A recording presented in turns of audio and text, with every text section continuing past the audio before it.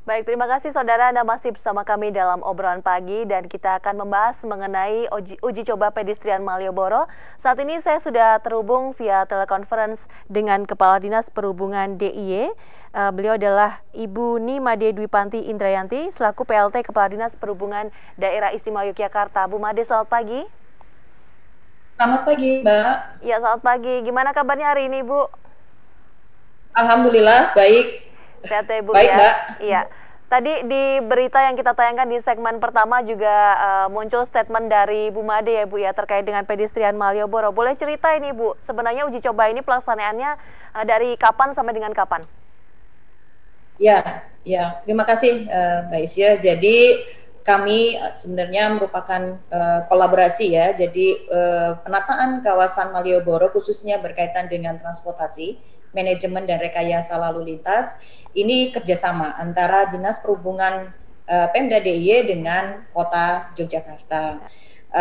Dalam pelaksanaannya kami memang rencanakan dari tanggal 3 kemarin dari jam 11 siang sampai tanggal 15. Jadi rekayasa yang diinginkannya adalah memang Malioboro bebas kendaraan bermotor kecuali jadi saya kira masyarakat sudah memahami bahwa kenapa Trans Jogja yang diprioritaskan, karena Trans Jogja adalah angkutan massal publik. Harapannya memang kita membiasakan diri masyarakat Jogja sekarang sudah tersedia layanan publik yang cukup banyak ya Mbak Ise ya. Jadi mau kemana saja sebenarnya untuk layanan bus dalam kota maupun antar kota ini sudah bisa diterpenuhi. Kemudian yang kedua adalah kendaraan tidak bermotor.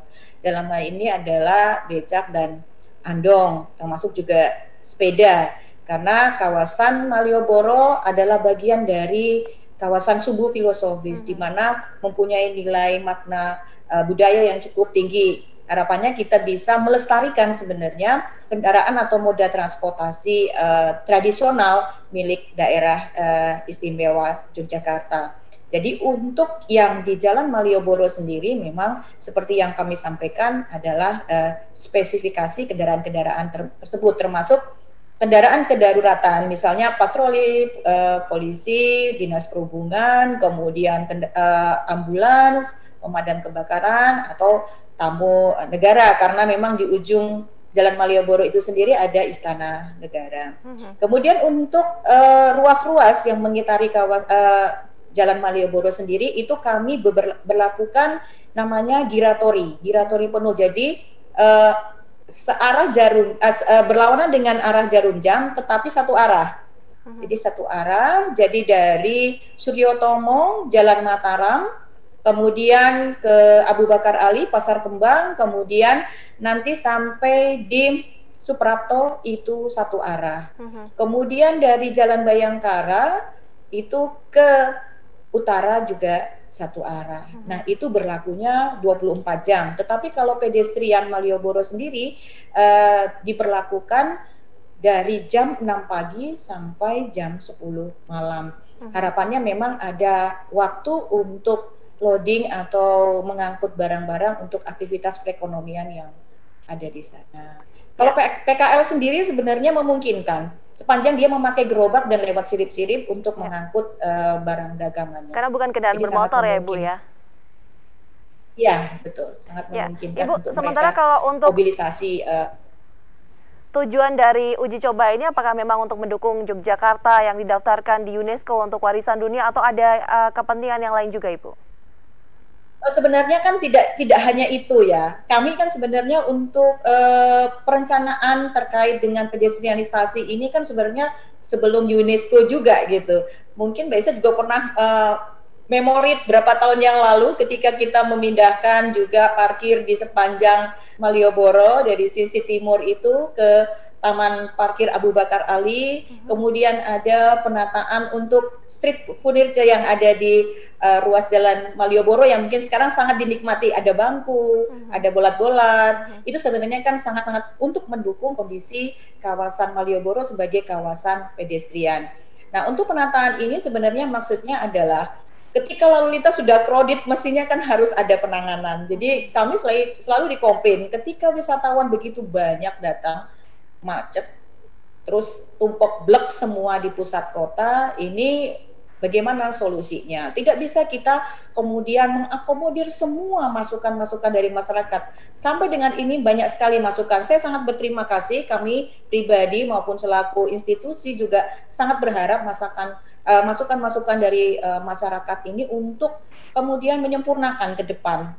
Seperti apa sih gitu yang diharapkan atau diinginkan. Tapi pada prinsipnya rekayasa dan manajemen ini dilakukan untuk lebih menghumaniskan Yogyakarta. Jadi orang berjalan juga aman, orang berkendara juga nyaman, kemudian lingkungan sehat karena polusi juga bisa dikurangi seperti itu.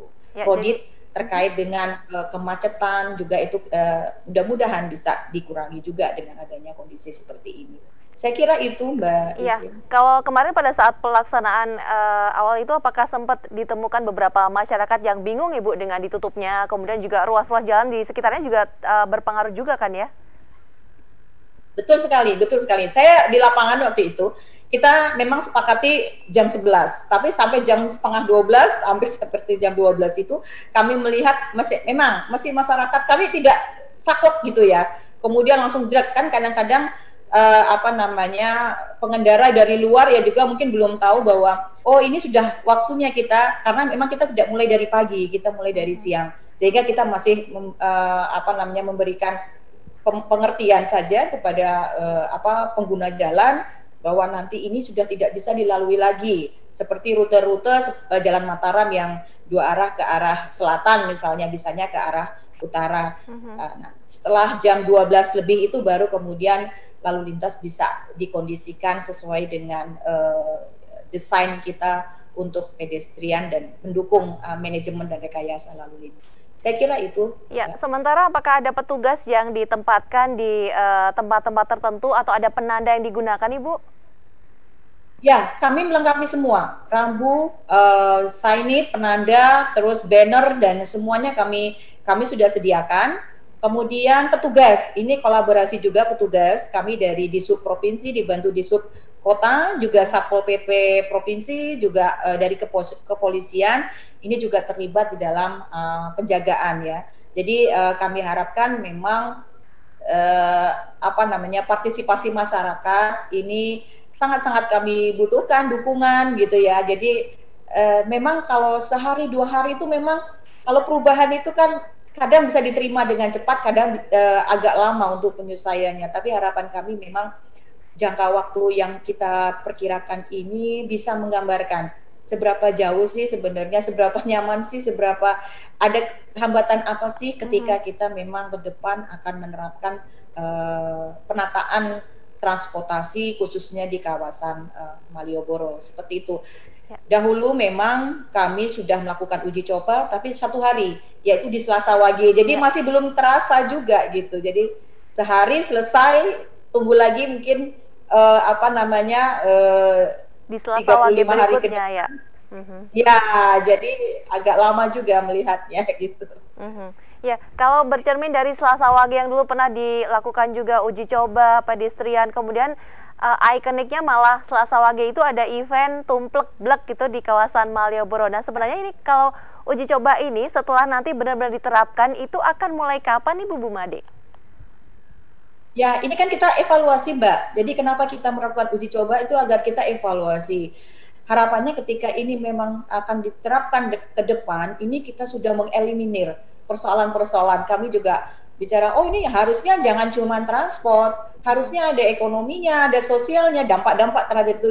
Ya, itu sudah kami pertimbangkan, sudah kami lihat semua. Ini kami juga terjunkan surveyor sebenarnya ke lapangan juga untuk melihat kondisi-kondisi sejauh mana kemudian pengaruh dari uji coba ini sosialnya, harus menata ekonominya gitu lah. Tapi kami harapkan ini sudah kami follow up dalam perjalanan ini, kami sudah kolaborasi juga ini dalam sisi koordinasi dan studi juga bagaimana dari sisi dampak sosial dan dampak ekonomi ini juga menjadi perhatian yang sangat penting, dan keterlibatan ini bukan saja hanya oleh Dinas Perhubungan, tapi oleh sektor-sektor lain yang mungkin juga punya tanggung jawab terhadap aktivitas-aktivitas yang ada di kawasan itu. Saya kira itu Mbak Isya. Iya, baik. Kalau tadi kan Ibu sampaikan juga uji coba selama 2 minggu ini untuk melihat karakteristiknya gitu. Jadi usai nanti ditemukan karakteristiknya, baru akan disusun skenario-nya seperti apa, begitu Ibu? Ya, jadi seperti ini ya. Contoh misalnya, ini kemarin kan kami sudah melakukan uji coba yang kami sampaikan tadi di awal di Selasa Wage 1 hari. Itu belum seperti sekarang ini, belum pakai giratori penuh. Jadi misalnya Jalan Mataram masih 2 arah gitu, Suprapto masih 2 arah gitu, Bayangkara masih 2 arah. Yang hanya mungkin kita batasi kendaraan bermotor hanya di Jalan Malioboro. Sekarang kan berbeda. Sekarang berbeda, jadi arus di sekitar kawasan itu pun juga kami atur. Nah, pada saat kemarin kami setiap hari ini kan kami evaluasi mana sih kemudian yang jam, karena seperti yang kami sampaikan, kalau pakai alat itu tidak bisa menggambarkan itu karena perilaku itu tadi. Contohnya bagaimana? Contohnya seperti ini, Mbak. Kalau lampu merah, ada di sisi kiri itu belok kiri jalan terus, ya. Kalau di simpang, terus ini pengendara ini sudah siap-siap nih.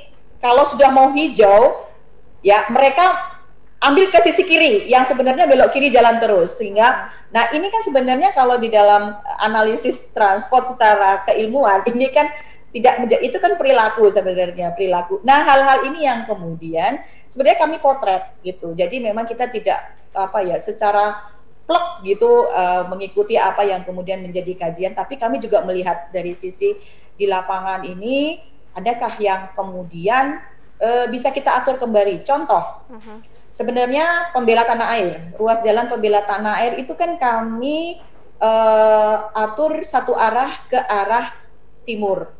Ke arah timur, jadi ke arah barat itu tidak boleh. Tetapi kemudian kredit di Suprapto. Jadi lalu lintas menumpuk di Suprapto. Ya. Terus kemudian kita lihat ini karena bukan menjadi bagian giratori, akhirnya kita 1 ruas itu kita kemudian di hari kemarin kalau saya sudah berubah menjadi 2 arah. Jadi alhamdulillah ini sudah mengurangi traffic jam yang ada di Suprapto. Nah, harapannya memang seperti ini kan namanya sistem jaringan jalan dan di dalamnya ada sistem jaringan distribusi kendaraan. Itu kalau diatur di tengah akan merembet ke pinggir. Nah, semua saling terhubung ya Bu Made ya. Baik, nanti kita lanjutkan Ibu. Kita akan lanjutkan dulu perbincangannya usai jeda berikut. Dan pemirsa, kami juga mengundang Anda, silakan bisa ikut bergabung dengan kami di 02744477666 usai jeda berikut.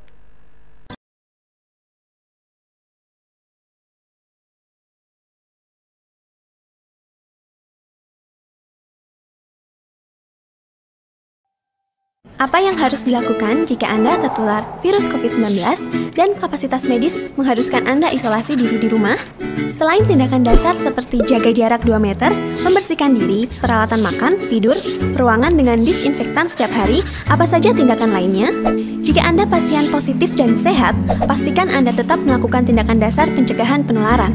Jika Anda pasien positif ringan dengan gejala flu, batuk, dan pegal-pegal, maka selain tindakan dasar, Anda wajib menggunakan kamar mandi terpisah, ruangan non-AC, sediakan vitamin C dan D3, perbanyak asupan cairan gula, hindari untuk dijenguk, serta pastikan orang yang merawat Anda memiliki riwayat kesehatan yang baik. Namun, jika kondisi terus bisa teramati dengan mereka berjalan gitu ya, toko atau orang-orang yang beraktivitas ekonomi itu bisa teramati dengan mereka berjalan begitu. Dan kemudian menggunakan angkutan tradisional itu sangat memungkinkan gitu, yang ruas yang hanya kurang lebih 1 kilometer gitu ya. Jadi ini kan mungkin kalau capek ya panggil becak atau naik andong atau seperti itu begitu. Nah, kemudian kalau untuk dalam tanda kutip membiasakan yang kalau ke sana naik kendaraan bermotor, Ibu, mungkin tujuannya kalau tadi kan lewat gitu ya, disampaikan Ibu hanya melihat saja atau melintas gitu. Mungkin tujuannya akan ke satu instansi atau lembaga yang ada di kawasan sana. Lalu solusinya bagaimana, Bu? Kalau kita sudah memetakan, jadi ini tuh kan diterapkan program ini kan tidak ujuk-ujuk gitu ya. Contohnya mau ke PAN bisa, mau ke DPRD bisa. Sirip-sirip itu masih 2 arah. Sirip-sirip Jalan Malioboro, akses ke Jalan Utama Malioboro itu masih 2 arah. Jadi memungkinkan untuk pengunjung yang mungkin ingin ada apa ya namanya aktivitas atau kepentingan di Malioboro dengan kendaraan itu bisa. Jadi dari Kepatihan sendiri kan melalui Surat Majan itu kan 2 arah. Dari Melia itu kan bisa langsung ke arah barat, nanti kan bisa langsung masuk. Misalnya di Dewan juga ke Jalan Perwakilan di pintu sisi selatan kan memang ada akses. Jadi kan sebenarnya kan juga sudah menyiapkan semuanya untuk sebenarnya ini kan sudah tahu lah, ini sudah berapa tahun yang lalu gitu, kita Mbak. Coba terima telepon ya Ibu ya. Ada yang terhubung, kita coba sapa dulu. Selamat pagi RBTV. Halo, selamat pagi. Halo, selamat pagi. Dengan Bapak siapa di mana? Ya, dengan Bapak Sitorus. Pak Sitorus, silakan Pak. Iya, jadi begini, sebelumnya selamat pagi dengan Bu Made nih ya. Iya, selamat pagi Bapak. Iya, jadi begini Bu, mungkin saya mau menanyakan sedikit aja agar sebesarnya mungkin yang saya kan baru mengetahui beberapa hari ini untuk penguji cobaan non kendaraan untuk melewati daerah lintasan Malioboro begitu ya.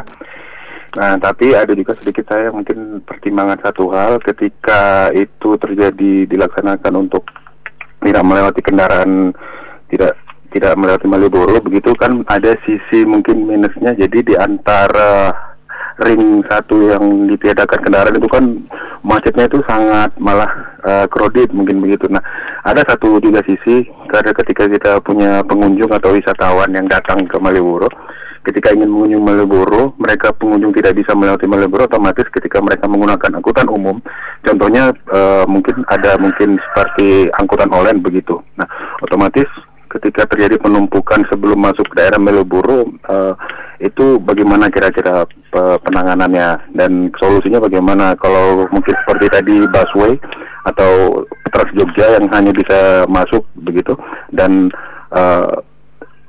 angkutan alam begitu ya seperti becak tadi ataupun andong begitu. Nah, mungkin kan ada sedikit perbedaan begitu. Mungkin tidak semua bisa memahami hal itu. Tetapi ketika pendatang dari luar yang mungkin naik online atau bagaimana itu ada solusinya nggak Bu? Ketika wah saya jauh sekali harus jalan ke sana atau bagaimana begitu?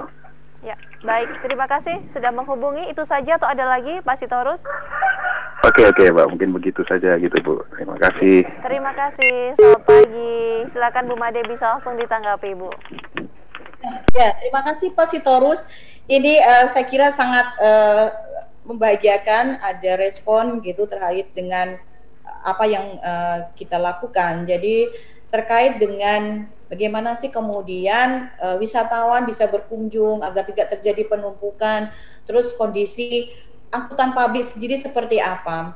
Jadi kami ini kan belum menutup juga gitu ya. Abu Bakar Ali masih berfungsi, Senopati masih berfungsi, parkir Ngabean juga masih berfungsi. Ada titik-titik di mana kemudian misalnya bus pariwisata masih memungkinkan bisa masuk, kemudian parkir misalnya di Abu Bakar Ali atau parkir di Senopati atau parkir di Ngabean, kemudian mengakses Malioboro ini bisa menggunakan mungkin jalan atau mungkin menggunakan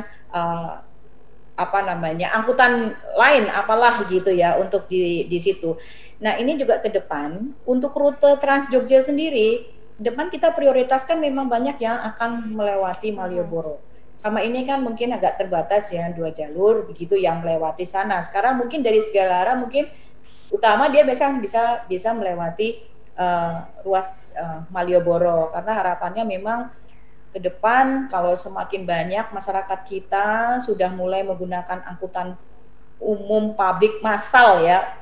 Massal dalam arti memang sekali berangkat itu bisa mengangkut banyak orang sehingga tidak perlu satu kendaraan cuma 1 orang gitu, tapi 1 orang mungkin 1 kendaraan, 10 orang 10 kendaraan kan. Sekira dari sisi efektivitas, efisien, terus polusi itu kan juga lebih baik ketika kita menggunakan angkutan umum. Jadi sebenarnya seperti itu. Jadi ketika distribusi wisatawan itu masih bisa dilakukan, mereka bisa menggunakan bus wisata, bisa menggunakan Trans Jogja, atau mungkin kalau kendaraan pribadi masih ada ruas-ruas jalan yang masih bisa menampung untuk parkir. Contohnya mungkin di Beskalan, kami masih menyiapkan juga di situ ada off-street parking. Jadi off-street parking itu yang untuk kendaraan penumpang. Ibu, kita coba terima telepon lagi. Jadi, ada yang masuk, kita coba angkat dulu, Ibu. Ada telepon yang masuk ya. Kita coba terima dulu. Selamat pagi RBTV. Selamat pagi RBTV, Mbak Isyur. Iya, selamat pagi, dengan Bapak siapa? Ini dari Bapak Gatot. Pak Suharto, silakan Pak, pertanyaan. Sleman. Ya, ini saya cuma mau mengusulkan. Itu untuk khusus Andong. Saya lihat semakin jorok ini, Bu. Saya sering melintas itu di daerah Malioboro, juga sampai ke selatan alun-alun. Itu kalau lewat tuh pasti buang kotoran. Kok yang kusirnya ini sama sekali tidak menyadari. Pipis itu di mana-mana itu. Ini mohon ditertibkan ini, Bu. Katanya Andong itu kendaraan angkutan ciri khas Jogja. Tapi kok malah bikin kotoran di mana-mana. Terima kasih. Ya, selamat pagi. Terima kasih dan selamat pagi. Andong ini kan ciri khas Yogyakarta, jadi tetap harus ikut berbudaya ya Bu Made ya, gimana Ibu? Betul, saya sangat setuju dengan Pak dari Sleman ya. Jadi kenapa kemudian kawasan Malioboro ini untuk mendukung nilai-nilai atau esensi-esensi yang ada di sana, kami menguatkan transportasi tradisional, dalam hal ini Andong dan Becak. Otomatis juga kami juga punya kewajiban untuk melindungi, membina, melakukan seperti yang disampaikan oleh Pak Sarput dari Sleman tadi. Nah, ini memang sebenarnya kami itu sudah punya perda nomor 5 tahun 2016 terkait dengan transportasi tradisional. Jadi berkaitan dengan spesifikasi transportasi tradisional itu seperti apa. Misalnya becak itu ada bagian apanya saja sih? Kemudian yang perlu dilihat, ini harus diikuti semua, termasuk kemudian Andong sampai tadi seperti yang disampaikan, jorok dan itu diatur sebenarnya di sana. Nah, merubah ini kan tidak bisa, yaitu tadi. Tapi insya Allah ini kami juga sudah bekerja sama dengan berbagai pihak, ya, tidak hanya Pemda. Ini sekarang yang pemerhati untuk angkutan tradisional ini cukup banyak. Jadi akan mensupport, membantu. Nah, ini mungkin harapan kami ini sekalian kami sosialisasi masyarakat, marilah kita bersama-sama mendukung program yang baik ini. Kalau kita mau melestarikan kendaraan transportasi tradisional, mungkin semua sama-sama support. Nah, yang dari Andong maupun yang dari pengemudi becak atau pengemudi Andong ini juga seharusnya juga kalau mau ikut atau mau terlibat di kawasan itu juga harusnya mengikuti apa yang kemudian menjadi bagian dari aturan main lah ya, aturan main yang ada di kawasan itu. Tapi ini masukan yang sangat baik ya, Mbak Isi. Jadi Andong itu kan sebenarnya hanya satu, ada asosiasi sama cuman satu. Jadi sebenarnya lebih gampang lah untuk kemudian kita melakukan pendekatan pembinaan yang nantinya itu sebenarnya di perda itu sendiri itu terkait dengan apa yang akan mereka dapatkan itu cukup banyak ketika mereka pun mau diatur oleh pemerintah seperti itu. Ya, baik Ibu, kalau terkait dengan tadi disampaikan ada masukan yang banyak masuk ya, yang terbiasa naik kendaraan bermotor di sana merasa ini susah nih, harus membiasakan hal baru. Bagaimana dengan PKL Ibu? Apakah mereka justru merasa senang karena tentu akan lebih banyak juga yang berjalan kaki dan melihat barang dagangan mereka, atau bagaimana? Tapi dijawabnya nanti, kita akan jeda dulu dan usai jeda kita kembali, tentunya masih di Obrolan Pagi.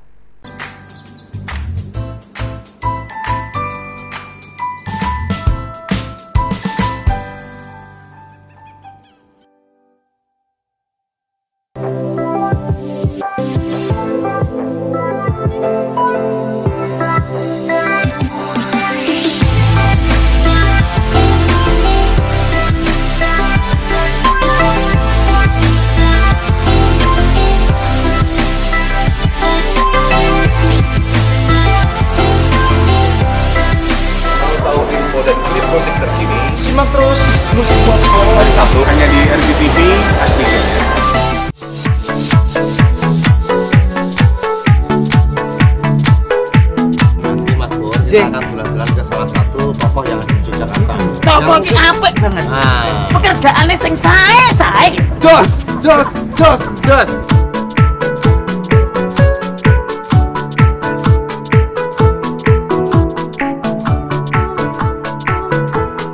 Pokoknya ikut terus dalam acara ya. Dolan.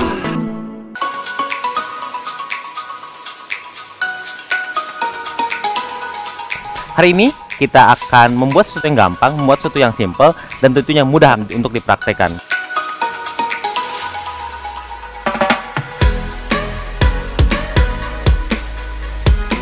Saya punya satu tip buat Anda di rumah, cara memasak yang mempergunakan bahan santan.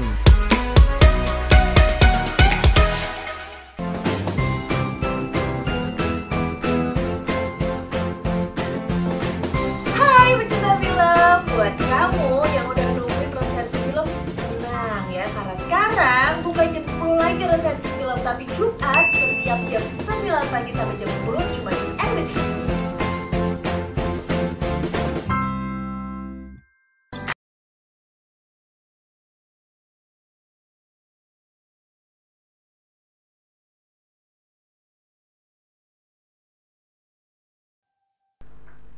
Anda masih bersama kami dalam obrolan pagi dan masih membahas mengenai uji coba pedestrian Malioboro. Saya masih bersama dengan PLT Kepala Dinas Perhubungan Daerah Istimewa Yogyakarta, ada Ibu Made. Ibu tadi sempat terputus sebelum jeda iklan. Saya ingin bertanya Ibu, kalau tadi kan ada beberapa masukan dari masyarakat yang biasa melintas dengan kendaraan bermotor.